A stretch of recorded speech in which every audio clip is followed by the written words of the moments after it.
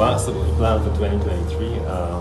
High on our agenda is to become more and more self-sufficient. You heard the minister speak about the challenges earlier, and one of those is the ability of government to continue funding all SOEs at the same level. So we are in the midst of trying to be more innovative. We've created some new products so we could attract some new clients, different services to support business development, new businesses.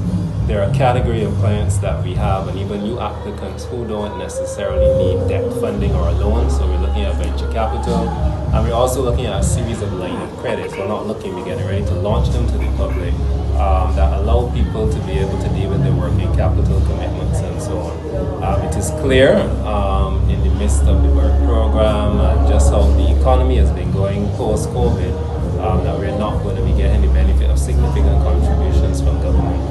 So we are working on finding ways to become more and more self-sufficient, and that lends itself to our drive to be using the technology more to reduce costs, because essentially we will be like a bank, so to speak, where we're operating on what they call the spread, which is the interest that we charge on the loans essentially.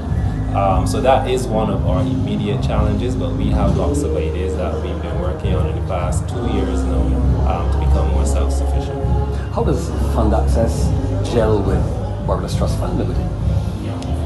Well, our loans traditionally started around, it was 5,000 I started? No, 1,000. 1,000. With the advent of the trust fund, their loans are 5,000 up front, minimal application processes and so on, and then they can come back having paid the 5 to get another 5. So in total they can access 10,000. So what we've done is that we have a MOU with the Trust Fund Limited, which helps to create a pipeline for our funding. So once they've gone through their business development training, they've shown and demonstrated that they can manage 10,000 as a startup entity.